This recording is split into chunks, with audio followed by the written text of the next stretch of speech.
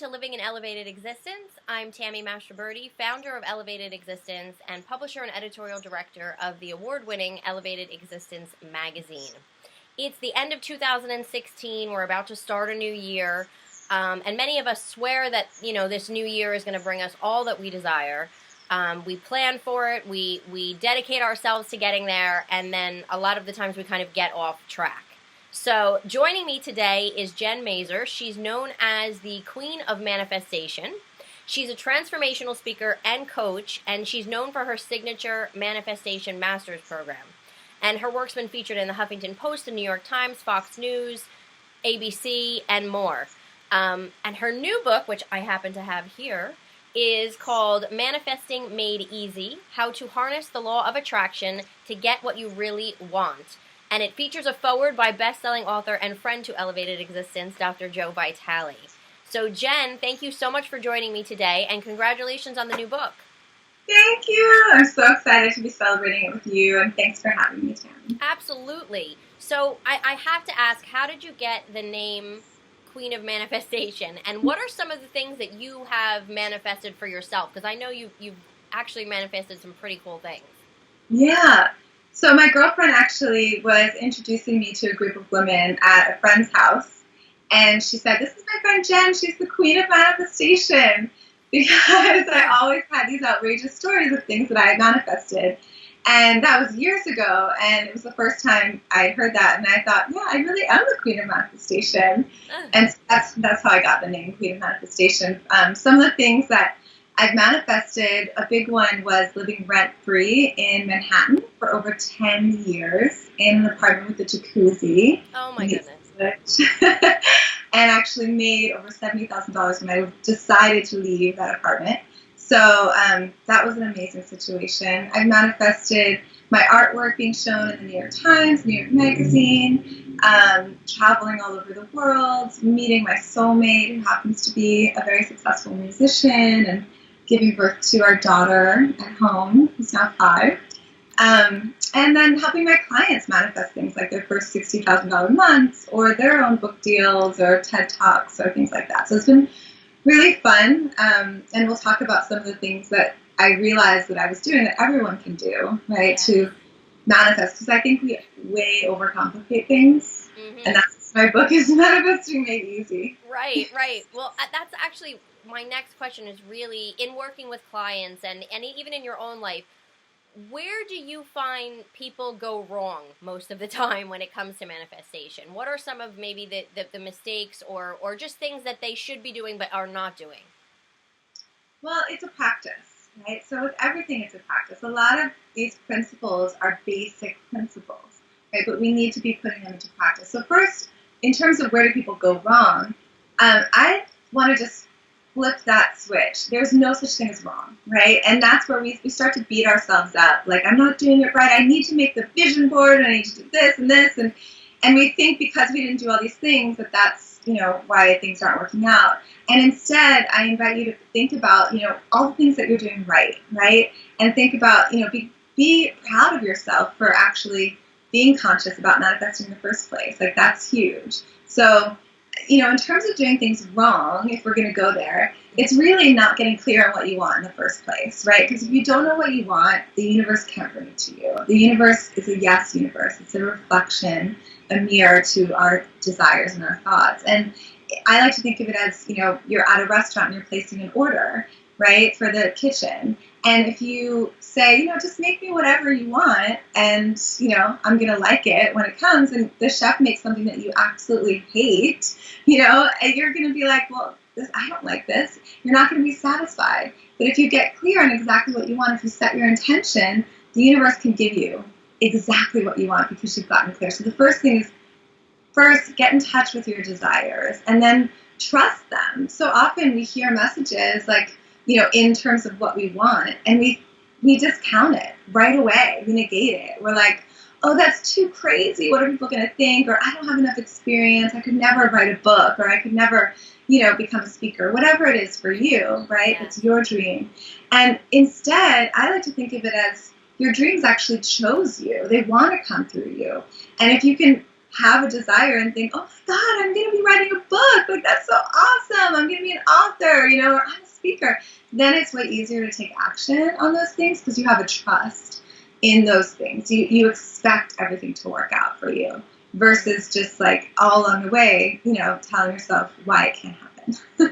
Right, absolutely. I know even in the book, which by the way, it's almost like the way you laid the book out is it's almost as if we could like read one section each day, and it's kind of like an intro. You explain, maybe this particular piece of manifesting, this particular tool or exercise, and then you give specific details about how to apply each one. So it really kind of holds your hand and takes you step by step through the process. And there's like five or six sections in the book. So I just want to mention that. But one of the things I remember reading is that you said instead of saying I can't or that's not going to, I'm not going to be able to do that, to kind of flip that and say, well, how can I do that? So that you kind of, I guess, start your mind thinking of the ways that it could be accomplished rather than focusing on the ways that it can't be accomplished. Exactly. And so many people think, oh, I'm just going to say I can, because I'm saying my affirmation, but that doesn't always feel believable, right? Right. So I can, so then it's how can I? You open it up to a question to the universe, and it's also you, in a way, asking for support, right? Now, and I know in terms of deciding what we want, you kind of, one of the exercises is breaking it down, in what do we want for home, for health, for love, for finances, for so many different things. And you talk about thinking big, but then also getting specific because the universe likes details. So my question is, I know I get tripped up in this, so I'm assuming other people probably do too, is, how specific, do you want to be that specific, or do you want to, maybe you're not thinking big enough and the universe can provide something more? So how specific should you get when we're talking about something that we want? I mean, do you want to get completely into details, or how do you still leave that open to more? Okay, this is such a great question because I get this all the time. Okay. You definitely want to get specific because everything happens from a feeling place, right? So the more specific you get, the more you can actually feel it.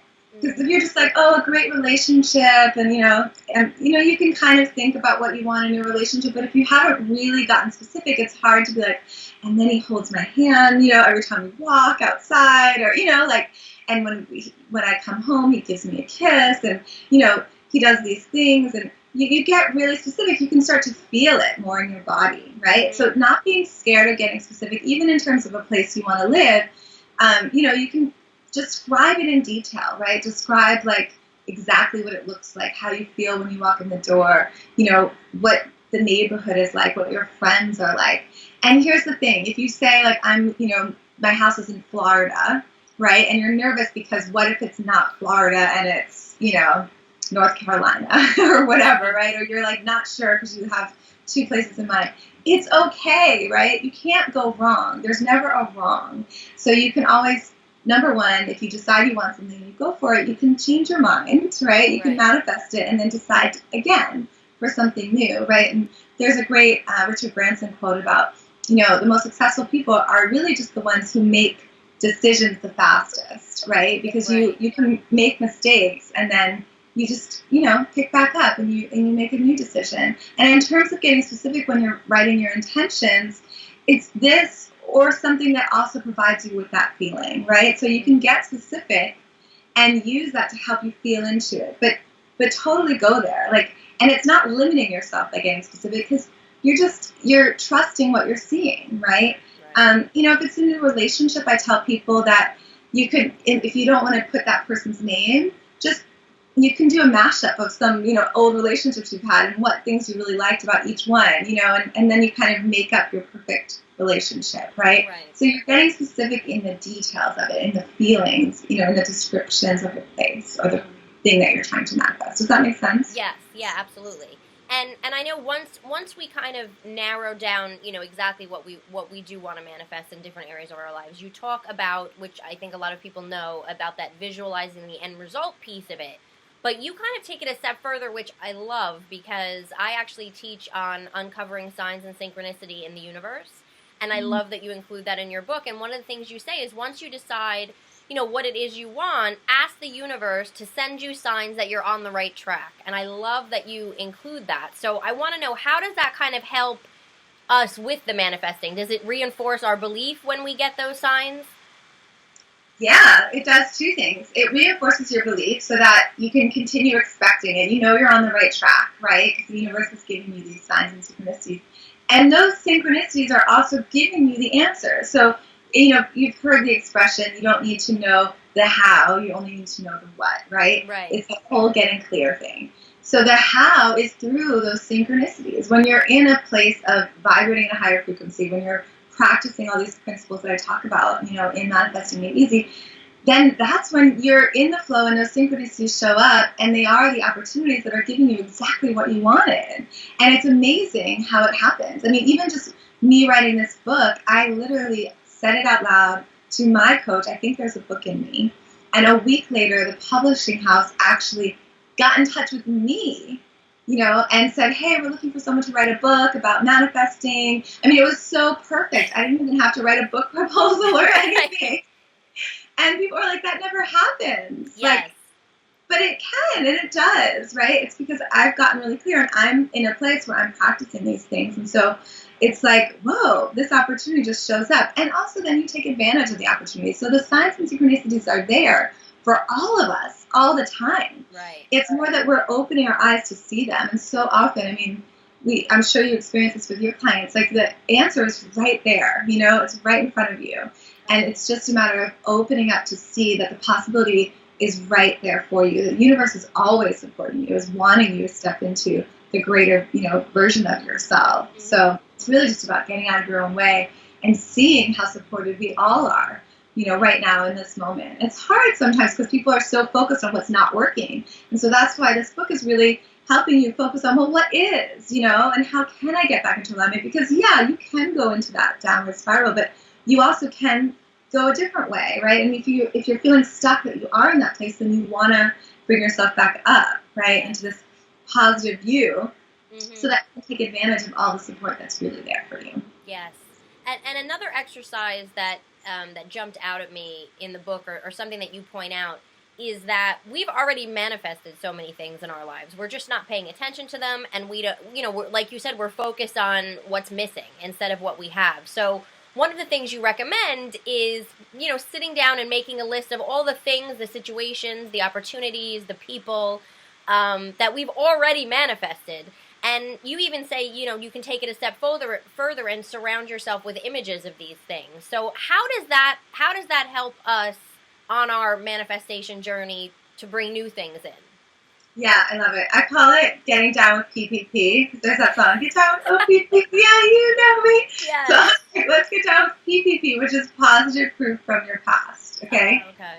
So positive proof from your past is really like, yes, we've all manifested things, like every single one of us, right? Whether it's that job that you got that you didn't think you were going to get, or, even just parking spots, or you won an award in high school or college, or you're a mom, and that's huge in and of itself, right? So all these things that, we've been able to manifest, it's really, again, amplifying those things and shining a light on those things so that you realize, like, actually, I have done these amazing things in my life, and some of them, if you look at your list, things might have been really overwhelming or hard at the time. You didn't think that you could, and look at how you were able to. So whatever's on your plate right now that might feel, difficult, it gives you hope that, hey, I can do this. I've done these things before, and actually I am really powerful. When I set my intention and I said, this is what I wanted, I got it. And so, like, I talk to people who are like, I always get everything that I want. It's because you got clear and you said what you wanted, Right. So it is a really great tool. And then if you surround yourselves with pictures or things that remind you of those things that you manifested, it just makes you feel, like, empowered, right, as you are going about and taking actions. And yes, it still can be scary, right? And we talk about that in the book.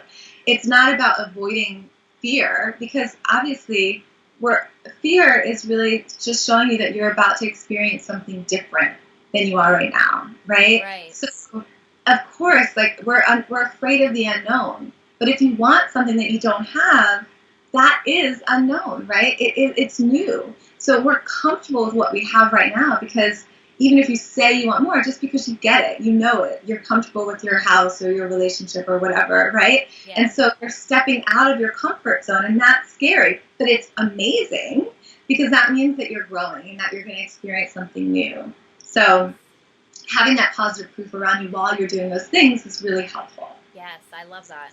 And another piece that you talk about that a lot of people probably know about is using affirmations. But again, you kind of add this spin to it that I had never thought of, which would be to kind of record yourself, or I guess you could have somebody else do it too, but record your affirmations so that you can listen to them yourself, throughout the day or whenever, and that you actually did that when you were trying to get yourself out of debt and manifest more wealth in your life, and that it worked really well. So can you explain kind of how should we work with this, and how does that kind of take it up a notch for us?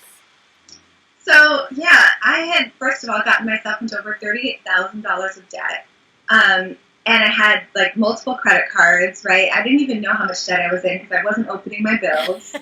I'm sure lots of people can relate, right? So one day when I decided I wanted to pay off my debt, I opened up all my credit cards, I totaled it up, and that's scary, but it's empowering, right? So as much as people are like, oh my God, they're afraid to do that, it actually felt really good because I finally knew my numbers. And once I knew my numbers, I was like, okay, I can do this, and then you can create a plan, and it becomes really easy. Mm-hmm. So I recorded wealth affirmations, and you don't have to record lengthy ones, but mine were pretty lengthy. It was about like 15 minutes of wealth affirmations that I gathered. And it's awesome because it was like all on a piece of paper, and I just read it out loud. But I found myself, I did it because I'd been reading all this stuff. This was years ago about, needing to do it so often. And I was like, I'm not going to pull out this piece of paper all the time and, say these affirmations out loud. I'm just going to record myself saying them. And honestly, that was the most amazing thing that I did because it got into my psyche. Yes. And it was me, it was my voice. And so it's like, it gets you kind of revved up. And now I don't listen to them every day or anything at all. But like if I'm on a bike ride or something, I might like put on my wealth affirmations, and it's fun. It's a nice, feeling of knowing like, yes, this is mine.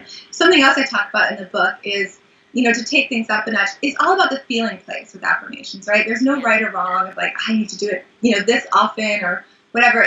It's to get you feeling, the feeling that you want. And so the affirmation is to remind you and kind of reinforce those things into your subconscious mind.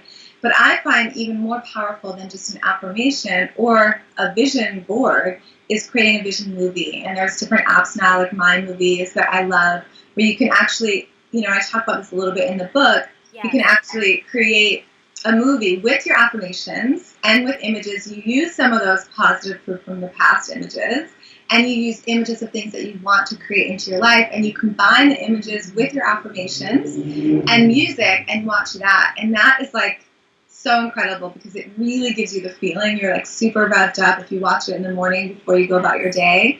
It gets you excited about what you're doing. So, I mean, there's so much, and I talk about it in the book, but that's something else that I really love. So I'm glad you asked that. Yes, absolutely. And so many of us, I think, who are familiar with the law of attraction or have heard about it know that, the feeling behind it and kind of where we're vibrating, or our internal vibration that we're putting out there really means everything, because it's mirroring back to us, how we are. What our vibration is what we're going to get back. And so I also like one of the things that you talk about in the book, which was kind of taking the time to make a list of things that make you feel good or that make you happy, whether it's going to a yoga class, taking a bath, watching your favorite movie, whatever it, going to Starbucks for a latte, whatever it is that kind of, boosts your mood and makes you happy. And then when we're not feeling, so great, number one, try to do something every day, but that's on that list. But number two, when we're not feeling so great, we can go back to that. And kind of get that immediate lift. And I love that because I think a lot of times we do, veer off and don't realize it and think like, well, I'm just going to stay like this all day because I'm miserable and I don't know how I'm going to get out of it.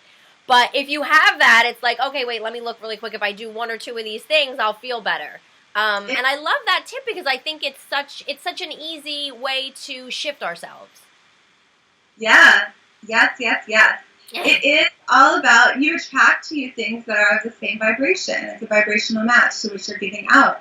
And so you might be like working really hard on your business, for example, but if you're not in a high vibrational place, you're going to feel stuck, right? Because you're over efforting and you're not in that alignment place. So it is so crucial to do something that you love on a daily basis, or especially if you're feeling stuck, right? Yeah. To remember, like, joy, that's the high vibration that you want to be feeling. So what makes you happy? You know, is it going, for me, I love riding my bike, right? Or doing yoga, or spending time outside, or playing with my daughter. Like, something really simple. It could just be putting on music and dancing around your house, you know, that's going to just get you feeling really good.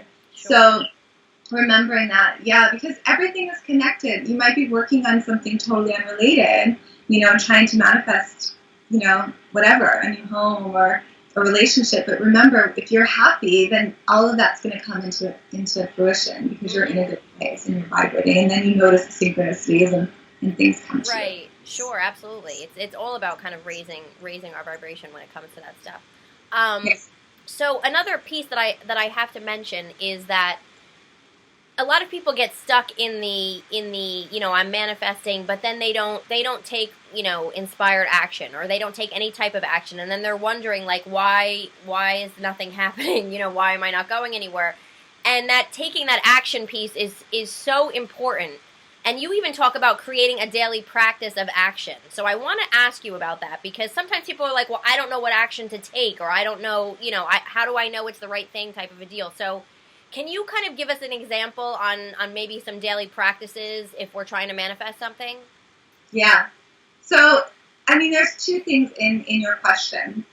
There should be daily practices regardless. And then the main thing here is to prioritize your big dream. Yes. Prioritize what's most important to you that you want to manifest. Because for so many of us, we put that on the back burner because we have all these other things that need to get done first, right? We're like, even just basic things of, you know, laundry or cooking or picking the kids up from school, you know, getting your work done, all these things. So then your big dream, it's like the last thing because it doesn't have to get done, you know, immediately to survive or whatever. And so I like to flip your to-do list, put that big dream first, because now you're making movement on the big dream, right? Mm-hmm. And if you don't know what to do, you just take one little small step every single day. So you're just one thing that you can do to move that dream forward. If you don't know what to do, then the first step is ask for help.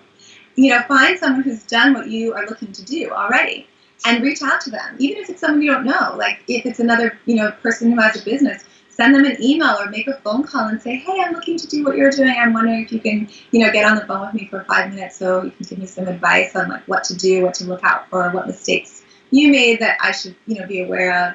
All those things. Most often, people are really nice and want to help you. Right. You know, if they don't, then that's fine. That's not the person for you. There's another person who'll be really nice and want to help, right? And you should just be proud of yourself for actually asking, because you're not attached to the result, right? It's the fact that you took action in the first place that you should feel good about. And so, and also remember, chunk it down into smaller steps than you probably already are, because we tend to overthink like what we can do in a day. We're like, I'm going to make my website. And that's like a big thing, right? So, you know, you're like, okay, well, maybe today I'll just like register my domain, you know, and then, you know, like, woohoo, you know, like it's little things add up. So just to remember that. And then in terms of daily practices, I mean, there's so much that I go into in the book, but, you know, number one, I would say that's so crucial is gratitude. And it's something so basic. Everyone talks about it, but are you practicing, right? Mm-hmm. Do you actually have a gratitude practice? It makes such a huge difference because it helps you focus on the good all the time. So, you know, just knowing that you're going to be writing your gratitude at the end of the day, it throughout the day, you tend to look for things, you know, with a grateful lens, like, oh, that's so cool, you know, that this happened, or, you know, and so it really shifts things. Gratitude totally expands. Yeah, so, yeah. Now, before we end, I have to address the whole limiting belief thing, because it, you know, we hear about it a lot, and you hear from people saying, well, I don't even know what I'm doing to limit myself, you know?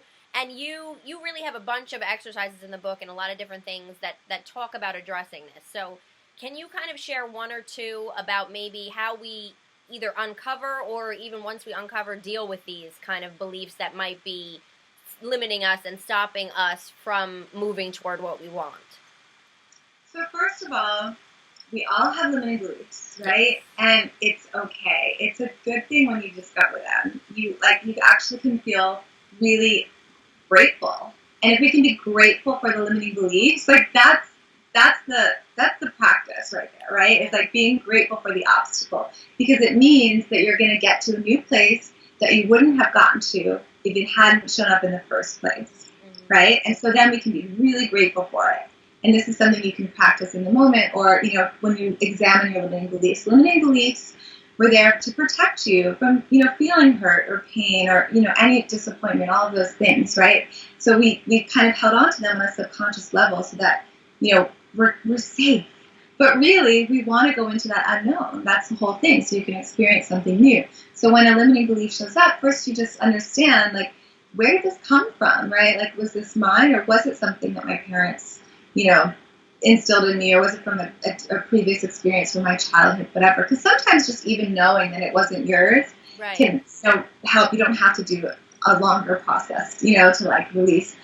You can do more, right? I go into some of those things in the book, but it's really simple, like understanding that we all have them. If you think of like an onion, there's different layers when you peel it, right? So it's with all of us, like as you get more and more successful, or you have a great relationship, and then you get a raise, then maybe you reach that upper limit in terms of what you thought you could have and be in your life. And so then then what happens is you bring yourself back down subconsciously to a level that you feel is comfortable, because that's all you know. And so you pick a fight with your partner, or you don't end up getting a raise, right? And so that's a limiting belief of like, where did I originally think that I couldn't actually have everything? And there's different practices like EFT tapping, for example, where you can tap on your acupressure points to release things. I'm sure you're familiar with a lot of this. But yeah, all different practices to actually release them. But not to be afraid to go there, because it's like you want energy to flow, right? And if it's not flowing, then your life isn't flowing. And, then something is stuck. If you think of the word abundance, it's got dance in it, right? Abundance, like it's movement, it's flow. And so if you're noticing that you're stuck in an area in your life, it's just pointing to something that's stuck, some limiting belief, something that needs to come out so it can be released, and there can be movement and flow again. And so it's beautiful, right, when that happens. Absolutely. Well, thank you so much. There's so many more things I could talk about, because the book, again, Manifesting Made Easy, it's literally chock full. I mean, we just touched on a few little things, but there's so many different things, and you even have like, similar to a yoga practice where you can take something to the next level, you have like an advanced manifesting tip here and there as well, which again is like, most of the time when I was reading through, I was like, oh my gosh, I never thought of this. So the book is awesome. So congratulations on that. And I want to mention you have a board game as well, which I just found out about. So can you tell us a little bit about that as well, and then where people can find more info about you? Yay, thank you. So yeah, I have a board game too called Sparked. I'm going to show you a box of it. Shows up in your screen. Sparked. And it's an amazing board game that is all really about inspiration and connecting you with the things that really matter, and with your friends. So you get to know your friends on a deep level in a really fun way, and you can support each other's dreams. And it's so much fun to play with people who you've known for years, and also new people. I've played it at conferences, different, big events where you're just meeting people for the first time. And it's fun because you instantly bond. You share things that never would come out in normal conversation. It like allows you to kind of go there because of the prompts and the questions. It's a lot of fun. There's a magic wand. It's super fun. And it's called Sparked. You can get it at Ready, Set, Sparked, with an ED, ReadySetSparked.com.